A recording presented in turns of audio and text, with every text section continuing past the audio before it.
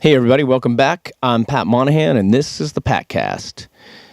We've been spending a lot of time in Nashville. I've been writing songs, drinking wine, recording, drinking some more wine, and then recording, and doing the Patcast, and so on. Right here, actually, today I'm at Taxidermy. Taxidermy is Butch Walker's Nashville studio.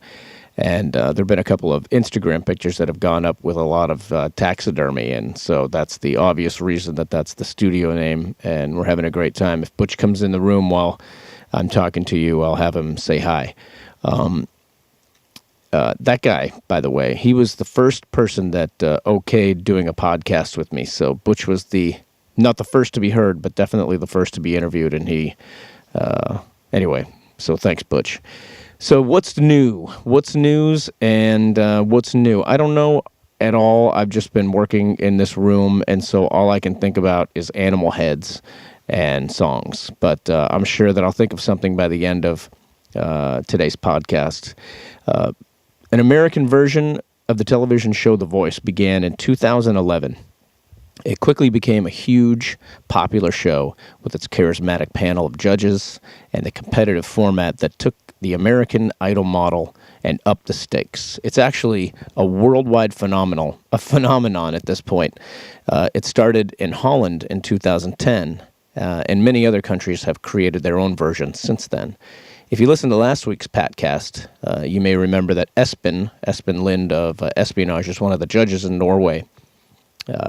On their version of The Voice. Vicci Martinez finished in the top 3 on the first season of The Voice, and that first season was in 2011. I got a phone call towards the end of that season, and my manager told me that Vicci is a big Train fan, and The Voice wanted to pair up some finalists with their favorite singers. So I jumped on a plane and went down to L.A., where I sang Drops of Jupiter with Vicci. On that episode, and there's a reason she made it to the finals, because that girl she's really a tremendous singer. The first time I met her was on that show, but we've kept in touch ever since, and she lives in LA now. I know she came from Tacoma, and that's about 40 minutes south of Seattle, and near where my family and I spend a lot of time. We were doing an acoustic show at a small venue about a year ago, and Vicci was in town, so she came and sat in with us and sang Ashley Monroe's part on the song Bruises at that show. It was really cool. This interview was recorded back in October of 2013. I had a couple days off from traveling and working, so I decided to do what I always do and get back to work, and Vicci was on her way up to Seattle for a few days to play a couple shows and visit her family, so I asked her to come over for a writing session, and I have a studio up there that I call Sunken Forest Studio, and it's hidden in the mountains near Seattle, and it's a pretty great, vibey place, perfect for making music and drinking wine at times. We sat down there for a couple of days and wrote some music and recorded some demos, but I wasn't going to let her get away without coming over and sitting down and doing a podcast. And so she did agree to do the Patcast. Vicci was happy to do it, and she's a great interview, and you'll hear that in a moment. She was very frank and didn't hesitate to tell us what it was like to come off a strong performance on The Voice and try to navigate her career from there. It's not easy. She spent the last couple of years trying to get things going on a major label and now on her own. She seems to be pretty happy now, and she's still working a lot and playing shows all over the place, and I think she's going to be just fine. On a personal level, she's had some pretty significant ups and downs with her family, and she talks about that pretty openly, and being openly gay as well has created some interesting chapters in her story, as has her struggle with drinking. And at just 29, she has lived a lot. And she has some great stories, and I'm glad that she was able to share a lot of them with me. And now I'm glad that you get to hear those stories right here on the Patcast. What do you do when nobody's looking? Nobody's looking. What do you do? What do you do when nobody's looking? Nobody's looking at you. You got to get it while the getting is good. Laugh when you can, cry when you should. You got to give it till the giving is gone.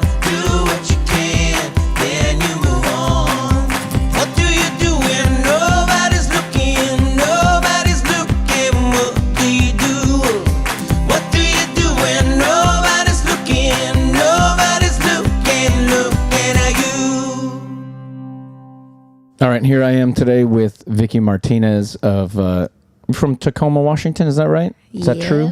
It's true. That is a true fact. And, not Seattle.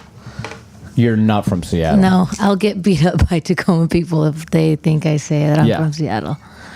Now, can you tell everybody about the Tacoma Aroma? Oh, it's so true. That's another true fact. As you're going on I-5, right when I-5 South, right when you leave Federal Way and you're doing that kind of bend, it just like, woof, just... What's it smell like, Vicci?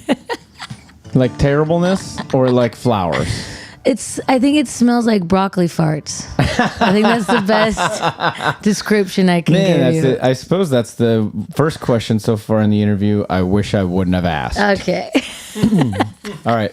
So everybody, you guys would know Vicci from a lot of different things, but probably your most famous to date would be your long stretch of time on The Voice a couple years ago. Would you say that that's how people have been exposed to you the most? Yeah, big boost from that show. I mean, the first season did really well with ratings, but now it's just like huge. Yeah, it's huge. The biggest. You were on the first season? Mm-hmm. And you were on CeeLo's team? Yeah. You feel like that was the best team for you? Did you choose the right team? Absolutely. I got to the finals. I don't think, Yeah. I mean, when I was there, I didn't let like the great singers intimidate me. I just was like, okay, only one person's going to win. Kind of a great singer though, so probably shouldn't have intimidated you. Oh, but the guy who won, I like knew. I was like, You knew, dude, huh? yeah, I'll vote for you. Like, So it's amazing. I'm a big CeeLo fan. Yeah, I know. I think he's a lovely character. How did he loves you too. how'd you guys get along, and what was your vibe, and then what was your relationship after the show? Well, for me, I think he was just silly all the time and super real, like no pressure. I think what I noticed from a lot of the other coaches is they really were like coaching and almost influencing what people were doing. And did you think that worked against the what do I say, the competitor? Oh yeah. Well, I mean, for some people it didn't. For some people it was great. They appreciated it. And I mean, because I just remember people saying, "I don't want to sing this song. I don't want to do this." And with CeeLo, it was like he just was like, "Do your thing. Do what you're comfortable with. You at the end of the day, I want you." Because he just knew, like, you just have to be comfortable in order to make a great performance. Right. So, and then off the stage, he was obviously, just super silly. It never stops. Right. He never stops. He's a silly guy, but he's very, very talented. He's a real thing. Yeah, he is. And so are you. We got to sing Drops of Jupiter together. I thought that was pretty awesome. That was really awesome. And did you have a relationship with the other coaches during that whole show? Yeah, I got along really well with Adam Levine. He actually got me a present after the show was over. Oh, I really that's liked nice. his pants. Of what? I really liked his pants, so he went and got a girl version for me. Oh, that's really cute. That's and cool. Blake Shelton is everybody's friend. He was really great. And Christina, she was nice. I mean, yeah. Cool. That's great. She was good enough. And so I hear, I'm not sure if it's true, but it said that you were, I read Wikipedia. I know you a little bit, like, as a human being, but when you read people's Wikipedia, sometimes they're super full of shit, and sometimes they're super right on. But it said something about Star Search and American Idol. Can you tell me what either one of those mean? Well, American Idol came to Seattle and auditioned people, and it was the first season. And the first season of American Idol? Yeah, it was the Kelly Clarkson season. Wow. And I think I was You must have 15. been... Right, okay. 15 or 16, because my parents had to come with me. And I got through, and I was going to go, and then the contract was just super huge and crazy and things my dad didn't even understand, and we had a lawyer look at it. It was not huge, like the deal was great. It was just a lot of words. It was a lot of words, a lot of things that at the end of the day, my dad was just like, you want to be a writer, you're just starting. this is saying they're going to own you for this amount of time. Yeah. I mean, he's like, I think you need to grow up more and just, and then but at the end of the day, it was like, if you want to go, it's your choice too. So I listened to him, and then Star Search came like 2 years later. Star Search? Yeah. It started back up with our, I think it was Arsenio Hall. Oh, okay. Hosted it for like maybe a season. And I went on there, and that contract was like, tiny compared to the one that American Idol had. So I was just like, Right. I'll just go for the exposure. And yeah, I didn't win the big hurrah, which was, I think, just like a lot of money or something. I don't know what happens after Star Search. You become Justin Timberlake. He did Star Search. What? And so did Christina. Oh, they did? Yeah, when they were younger. Oh, that's amazing. Child prodigies. I think Justin sang country. Did they win? I don't know if they won. So you almost want to lose these shows if you want a career, don't you? Yeah. Like Chris Daughtry. So the year that you were on The Voice, who won? Javier Colon. Javier, right. He's a really sweet guy. I met him after the show, as well as Train did a show. We did an NFL thing. I don't remember where it was. And Javier was singing the national anthem. Was that NFL or was it the college game? I don't remember any of it. But I do remember that Javier was singing the national anthem, and but what happened to him? Do you know where he is? Are you friends? Yeah, we are. He actually, his daughters, and I, when he was on the show, he was just like, my kids like my singing, but they've been wanting to meet you and vote for you. And Oh, that's cool. And so he brought them around a lot, and we kept in touch, and I met up with them out of town. He came to Seattle and played. He was just like the big brother on the show. And he was really kind of like, he's gone through the whole thing. He's been with a label. He's been around people that have wanted to compromise, what he does. And he's like, Why do you think, like, so far, unlike American Idol, The Voice hasn't produced a big superstar yet? I think at the beginning they weren't aware of how to do that. I think American Idol moves as a machine. It's like, they, immediately they have the song for you, they have the album Right. for you, and with that contract, it's like you had to just do it. Ah. And when I got signed from the show through the deal that came with the show, and that was super. I mean, the deal wasn't the best, but you still were able to, Make some of your own choices totally as an artist. make your own choices. Yeah.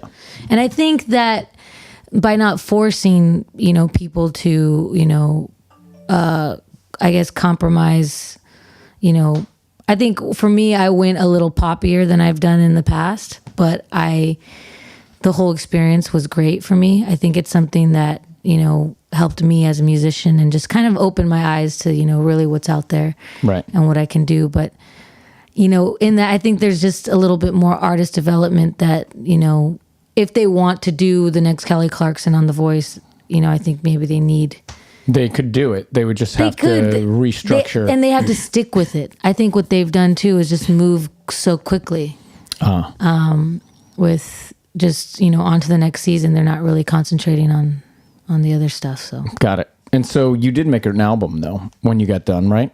yeah. And maybe you could play something off that album.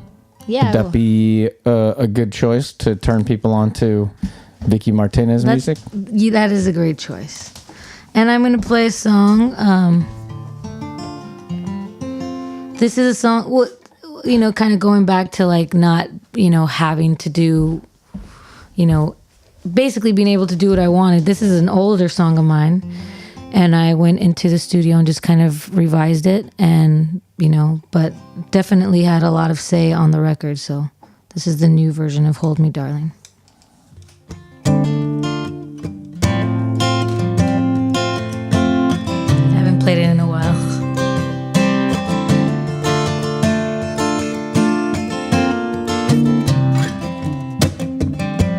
Who am I now? Who was I then? What am I doing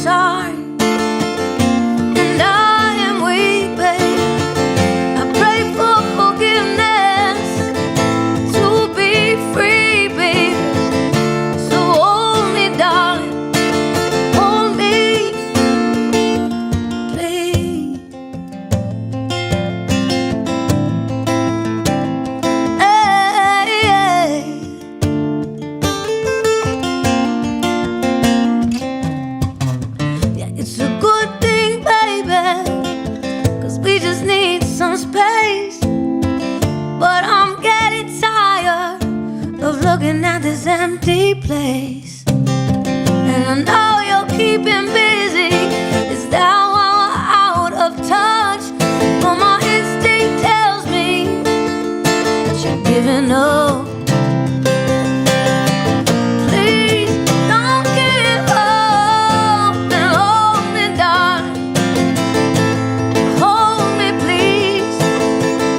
Said I am sorry and I am weak, baby, and I pray for forgiveness to be free, baby. So hold me, darling, hold me, yeah. Oh, I can see tomorrow in your eyes. Does the thought of ever leaving cross your mind, baby? When tomorrow comes, will you be by my side? Yeah, hold me, darling. Hold me, please. Said I am sorry, you know it. I am weak, baby. I pray for forgiveness. Oh, and to be free, so me, darling, babe. Come on and hold me, please. Come on, hold me, darling. Hold me, please. Said I am sorry, yeah. And you know I am weak, yeah, you know I am. Oh, weak, yeah. Hold me, darling. Hold me, please. Morning. Good morning. Man, that was great. Morning, my ass. You're a badass singer. What music influenced you that you sing like that? That I sing like gospel. I think When you were growing up, that's what your parents played is gospel music? no, not at all. What'd they but- play? They played everything. I mean, we had Spanish music all the time, like Los Panchos, like all the like kind of classic Latin songs playing. We had Michael Jackson. Are you Spanish or Mexican? Mexican. And so were your parents born here? They were born in Mexico. Oh, nice. Yeah. Those are my favorite people. Really? Oh, yeah, totally. Like, I think that Mexican people are the finest people in the world. They're the hardest working and the loveliest people that I meet out in the world. Wow. They're just humble and hardworking, and I try to be around as many Mexican people as I can. Really? You would have loved my dad. He was that guy. Just like Is he no longer? no, he passed away a few years ago. I'm sorry. But that's okay. But he was definitely the kind of the pusher in me doing music. He played violin. Did he? And when he was a kid, and it's like he almost was good enough, you know, like even his singing, like he would just play around, but he was, Yeah. he always sounded like Paul Simon to me, like that little voice like that. I like that guy. Yeah. I want to hear him. And how about your mom? My mom is great, you know, 6 kids in the family, so she had a lot of work to do. She was What kind number of were you? I was 5. She was kind of like my dad, like just the attitude in our family. We all pick on each other, but my dad, you know, was, you know, he was the funny one, the cool guy, the one we were like always, you know, kind of buddy with, and my mom was just like the mom and kind of always on our ass, Reining everybody in. Yeah. And my dad just made fun of the fact that she annoyed all of us, so he would just kind of be like, you know, kind of egg it on in the family. Yeah, that's cool. Yeah. Do your parents or do your other siblings have anything to do with music? Yeah, my sister, the one that I'm staying with, that has the new nephew. She played violin first, and then didn't want to cut her nails, and so my parents had paid for a month of violin lessons, and she didn't want to go back, and I went and finished them, and then played for like 6 years. Wow, that's cool. Yeah, and then the same with singing. That's where the gospel came in. We had a choir teacher in our middle school that was would kind of have us sing a lot of gospel songs in school, which now I guess they're not allowed to do that because of like religion and all. Yeah, it's like, no. Pergo knows he's my lawyer as well as everything. He knows all the rules about what you're not allowed to do out there. Yes, no gospel in Tacoma public schools. We try to break as many of the legal rules as possible. Yeah, I know the rules. I just tell him to do everything. Go ahead. Yeah, he's a terrible, terrible friend. Yeah. And so here you are, and we're writing, of course, today and yesterday. And what's happening right now? Why are you traveling? Are you home for a little bit? What's your plan? I'm here for a little bit. I mean, I recently just, I keep saying I got fired from Universal, but they didn't pick up the second option to do my album. And before that, came to fruition, I was already starting to work on an album because they weren't forcing me to do anything. They weren't asking for any products. So I kind of had the idea like, okay, I need to get this. I mean, the only thing I really have control over, like 100%, is me making songs.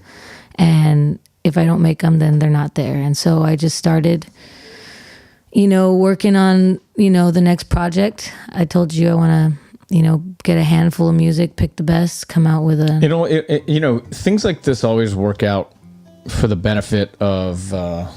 you feel like it's a loss, but it's a gain. Oh, my God. But you have to turn it into a gain. Well, for the nice first gain is that I'm not $500,000 in debt anymore. Like, that's like, phew, okay. Wow. Yeah, that's great. Yeah. Yeah, so. it takes a lot. Somehow, where did all that money come? Like, where did it go? Who knows? I'm still eating and dining the way that I was before. It's like, right. Oh, but that was spent on... As the great Fallout Boy has said, fueled by ramen. Yeah. I mean, let's...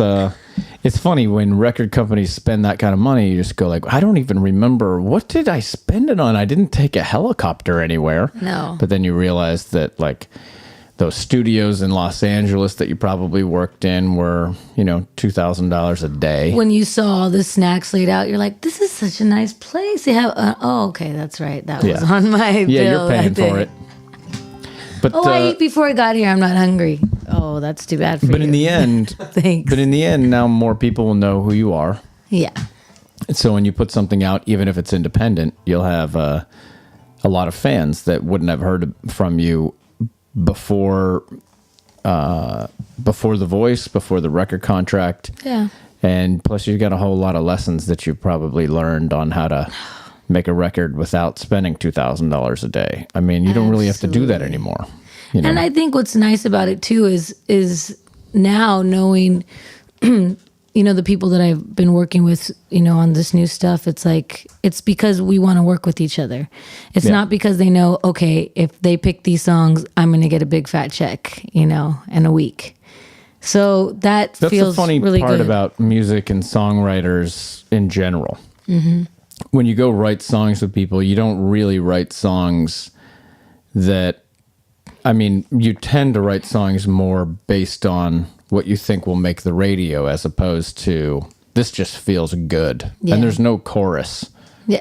And you go like, oh, well, that's not going to work for me because as a songwriter, if this isn't a single, it doesn't do me any good to be on your record. Mm-hmm. And as a artist, you go like, if I want songs on my record that aren't radio bound, I'll do those myself. Absolutely. So there's a combination exactly of like right. everybody kind of being weirdos, it's but to me, like I don't need your songs to be on the radio, and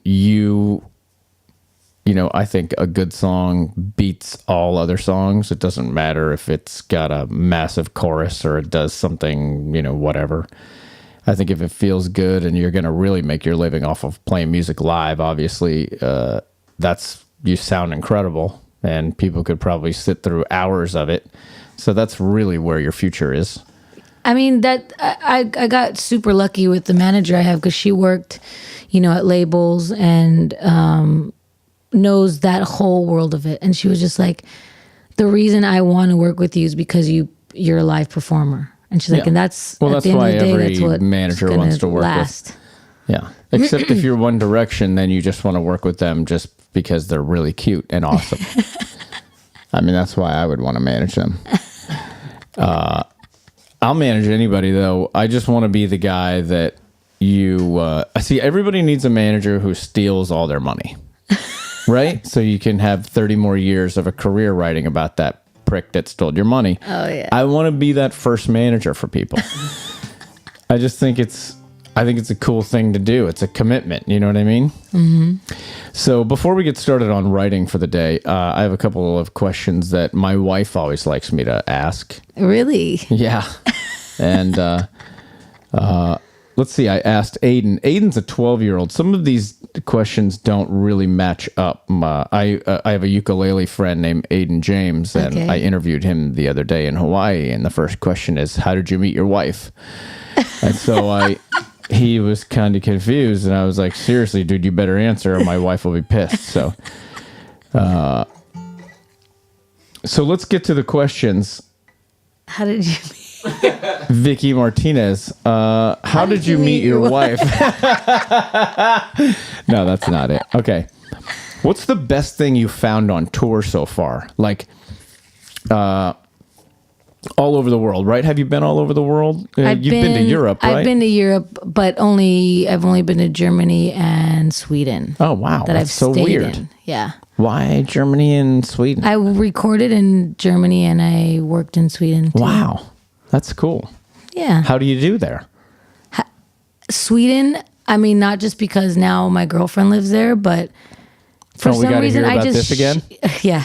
We heard about this all yesterday. Do we have to hear more Swedish talk? Jesus with the Swedish. No, I like shit songs there. Like they just, maybe they're not the best. And I mean, like Max Martin's story of like, tell me why, tell me why. Like it makes absolutely no sense. Like you were saying, kind of like that second, it's their second language. Scandinavian guys, they're busting out all the big American pop songs because English is a second language, and they're like, no, seriously, you should say "like a rock star." And you go like, really? Because it sounds terrible when I say it. And they're like, oh, no, believe me, like a rock star. And like this, don't change the melody. Exactly like this. So the best find you found on tour, whether it's here or in where your girlfriend lives or This Germany? is like or... kind of stupid, but okay. I'm sure we spend a lot of time in airports, Yeah. and I've used that as like a meditational thing. Like I actually like the chill between flights and stuff. But there's a noodle restaurant in Minneapolis at the airport there. A noodle restaurant in Minneapolis? It's like a Wow. it's like I'm a actually going there. What is Japanese restaurant, and what's it called? it's so bad. It's a fast food, like one of those like little thingies that they Yeah. just like a little wok thingy, and they have these skinny noodles, and they're spicy skinny noodles with just like some chicken and cabbage and stuff. But they're like so good. And so every time you're in I miss my Minneapolis, you go flights right there. almost because I go run across the Yeah, airport because to that's a get big my- ass airport. It's You huge. could get lost there. I'll be there on That's so sad that's Thursday. my. No way, we go to Wagamama. Yeah. Let's go to Wagamama. Have you ever gone to Wagamama? Oh man, you got to find a Wagamama. There's only several in the United States, but there's lots in Europe. All right, so that's actually a good find. I like that. No place. What are you a fan of? Like, could be the Sounders. It could be a Thai restaurant. Okay. I'm or, a fan of like I'm a huge like I'll be like a little kid if I ever meet him. Dave Matthews fan. Really? You're a huge Yeah, Dave I Matthews think fan. I'm- Well, he lives in Seattle, so I you'll know. probably meet him at some point. I know that years ago, my sister-in-law, Summer, when she just had one child, I think Dave just had one child, and they ended up at Green Lake together.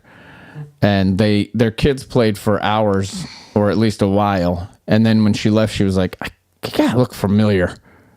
It was Dave Matthews. And it was Dave. Ugh, So maybe you'll have one of those experiences when your Swedish girlfriend comes he'll be like, and you guys are "Oh." hanging out at Green Lake. You'd be like, oh my God, I was just playing with Dave Matthews' kid for 3 hours. All right. So Dave Matthews, that's cool.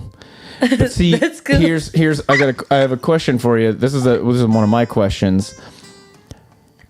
Are you afraid at the same time to meet Dave Matthews? as you would be thrilled to meet Dave Matthews. You know how when you meet a hero, Or you see them and you don't want to say something because they're like far away. no, it's more like I think that's it's how more I like when you meet a hero and they're A douche. or a dick, either a douche or a dick. Mm-hmm. And then you're like, man, what do I do now? Can you still go on loving a person who's not nice to you? I mean, I've met people that have met him and they say he's a super nice guy. I know he's a bad example because he's always nice to everybody. But let's say he has Okay. a terrible day and he's coming out of the same noodle restaurant as you in Minneapolis, and you see him and you're like, oh my God, this is my favorite noodle restaurant. And he goes, who gives a shit, ass face? And you're like, oh my God, it's Dave Matthews. And, like, can you still love his music after that? Yeah. Really? Yeah. He just called you an ass face. Because maybe it was like hungover. Maybe you're an ass face? Maybe Like I'm that- being an ass face. I don't know. Well, that's a terrible answer. All right. Why do you do this? Why do you do music? What is what's the reason for it? I feel like Can you say it into the microphone though? Because sorry. Pergo's starting to get stressed. It's okay. I'm okay. I just feel like it's my purpose. Yeah. It's something that I naturally love doing. Do we all have a purpose? I think that the purpose for everyone is to be happy and to like kind of create their own little paradise on earth. And I know shit happens in life, but I think the evolution or like the evolving that we can become as humans is learning how to get through those things, and how, how we just we never stop growing, evolving, in our mind. So this is a and our way to hearts. grow and maybe find that piece of paradise for you? I mean, one thing, honestly, for me that I've dealt with a lot is alcohol, and I think one of Personally or within your family? Or personally, and I think one thing that has helped me, stay sober is knowing that when I'm allowing myself to just get wasted, I'm putting up these walls, and I've made a commitment that my music was going to, not only heal me but heal others and be there. Like that's my purpose with it. And so one of the things that has saved me is reminding myself that it's okay not to have a drink or get wasted tonight, because you're totally giving 100% to your music. Those days when you're just like, I can't write a song. I can't find the bridge or I don't feel, inspired. That has been helping me to be inspired, because I'm like, the all that I can give myself right now is not taking, or giving my music right now is not taking a drink. And it's so I feel like I'm doing, handling so many things with just one choice, and it all kind of goes back with, the music being my purpose for myself and Yeah, that's others. cool. That's a great answer. Deep thoughts at 11 a.m. Is there a standout moment that led you here? Like a defining moment of yours? It sounds like there's a lot of them, and I think we all have quite a few of them. Is there one particular moment that without it you don't think you're a professional musician? This is super weird, but this really did happen. Okay. You know that you begin almost every answer with "this is really weird," right? Okay, you're never gonna you're believe the this. asshole that reminds. You're never gonna Now I'm believe this. always This is gonna- really, really weird. The last one was mediocre weird. What's so weird This about is it? What do you got? weirder. Okay, I was in church. Our parents are Jehovah's Witness. And, Wow, that's so freaking. That's weird. okay, thank did you. And you grow up a witness, I did. and are you still? No. Because there's a theory that I want to ask you about after you go. You tell me the story. Okay, so we were in church and they were having this talk about prophets, and I asked my dad. I was like, "How do people know they're a prophet? Like, how does this guy Paul, who's Peter, and these people who wrote the Bible, how can they say that they were prophets?" And my dad was like, "Well, they just know. Like, they had a dream, or they, God taught." And I was like, but how, like, what happens? Like, how do you just know? And then he's like, you just know. And I was like, well, I think I'm one. And then he was like, no, you're not. And I was like, no, I really think I am. Like, the way I think about things, and I think that I'm supposed to, like, do something, like, and talk about, like, what I really think. And my dad just laughed about it. And then when I got older and I started doing music and hearing the stories of, like, people saying, thank you for this, thank you for that, I was like, shit, yeah, like, that was for reals. Like, I really did feel that. Like, as a kid, had chills, like, I think this talk today is for me, like, at church. That's cool. I think that's real. That's real stuff that happened. Yeah. I love that. I gotta ask you a question because About the I'm reading a Joes. book called 1Q84, right? By a guy named Murakami, my favorite writer in the world. He's a Japanese guy. And in the book, it's a fiction book, but it's super, like, realistic. He brings these two worlds together. One of the worlds is this girl who grew up a witness. Mm-hmm. And the guy who he grew up a son of a salesperson that he had to go every Sunday to go sell stuff. So they were both miserable. They would see each other, one going to church and the other going to sell stuff. And they both were miserable. And then he met some witnesses that stopped being Jehovah's Witness when they were like 20 years old. Mm-hmm. And he said it's too late for them to have quit because they'll search their whole lives for the void until they finally go back. Because the guilt and all the stuff that comes with leaving so late, it's not going to be possible for them to live happy lives. They had to leave early. Is it? You think that there's some truth to that? There's so much truth to that. I left when I was 17, and I told my parents I was gay, and were they devastated, or were they like, no? That's awesome. My dad was like, I've assumed that since you were a kid, but he's like, your faith in God, is obviously that's not accepted here.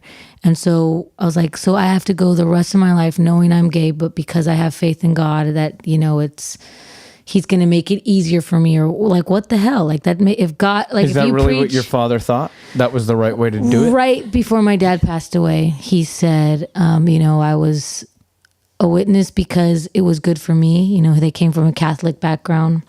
So did my mom. And he's like, it helped me raise, my kids. And it kept strict guidelines, and not just because, my parents said I can't go do this. It's like, this is why I can't do this. And you kind of, it's a deeper, like, I don't know, you feel like you're disappointing, not your parents, but you're all, God is watching all this shit.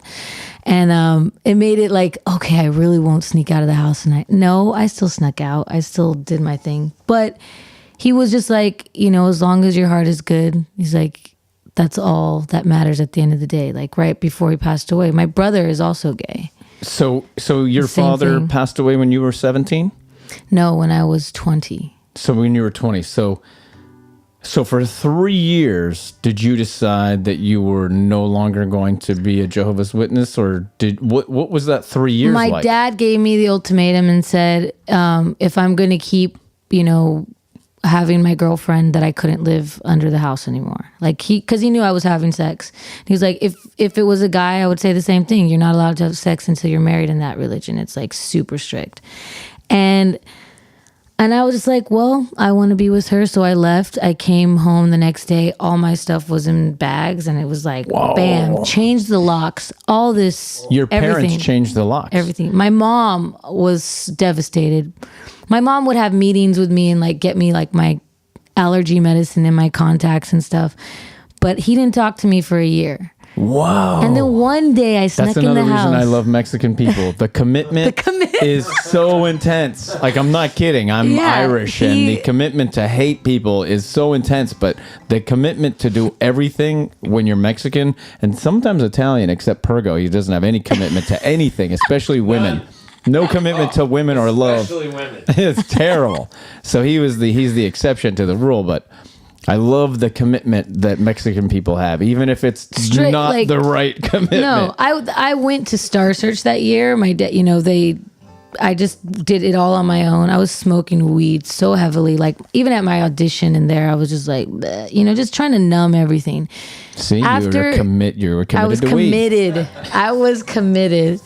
I went a year.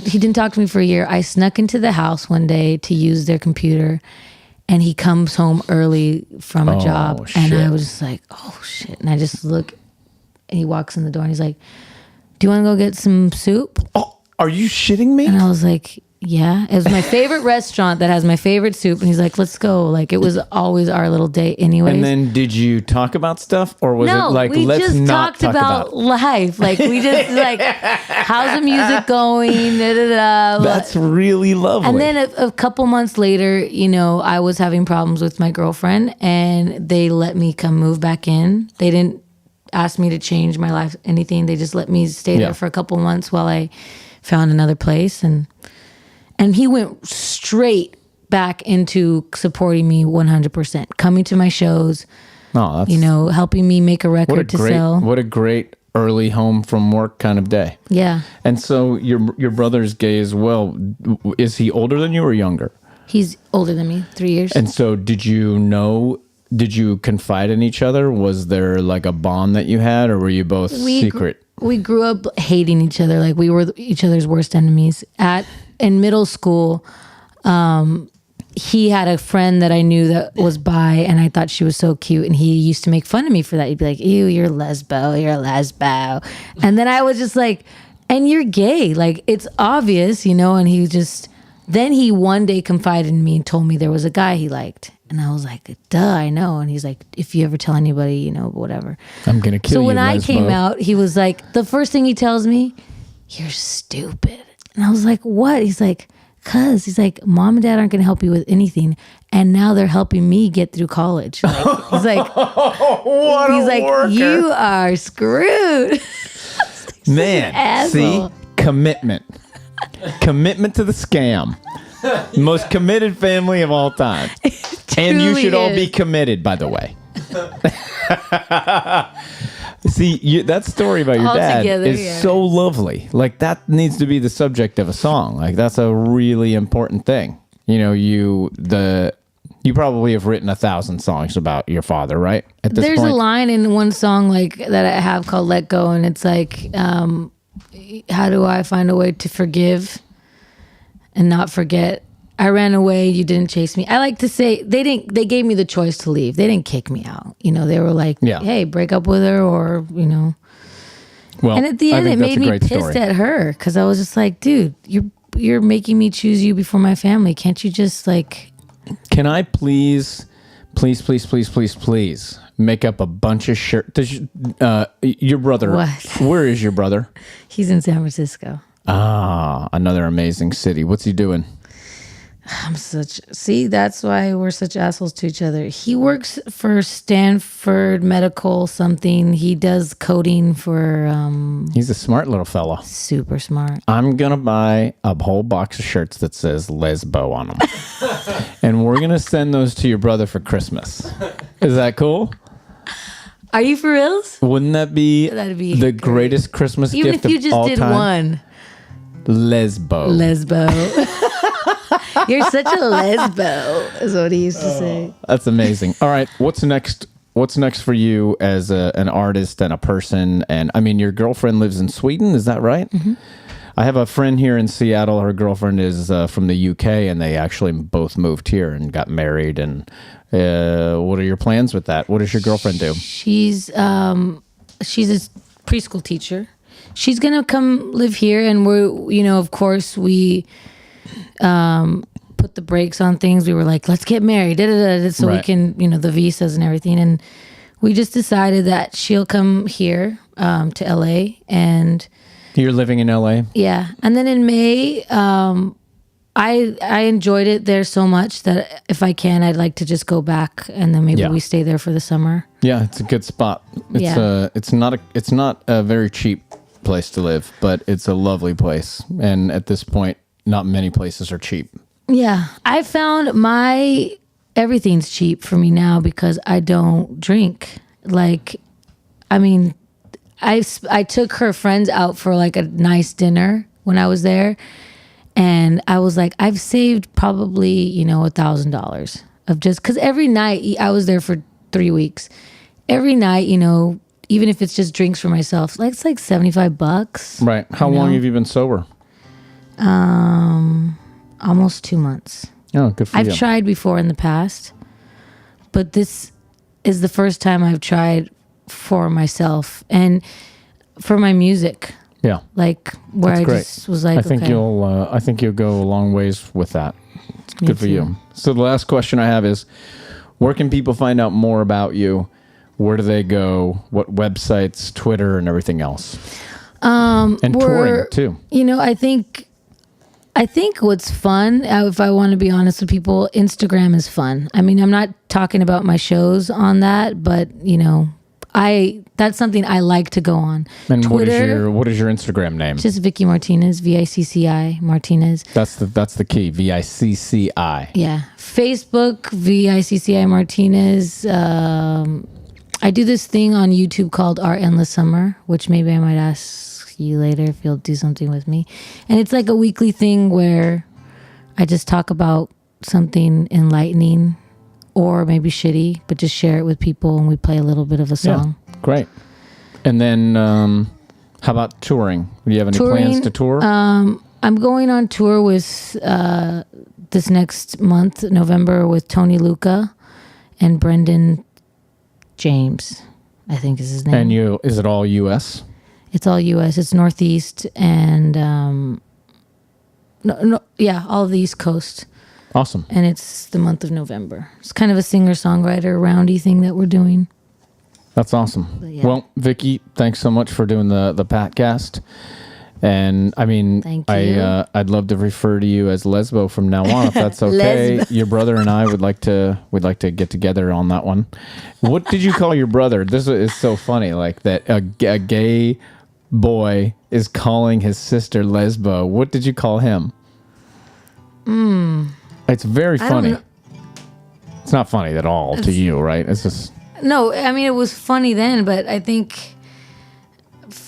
Is there any chance of you going like? I don't want to say it because I said this word when I was a kid. It didn't mean anything. Don't say it. I don't want to hear it. But is there any chance that you're going to take over the name Lesbo as instead of Vicci Martinez for the future as an artist?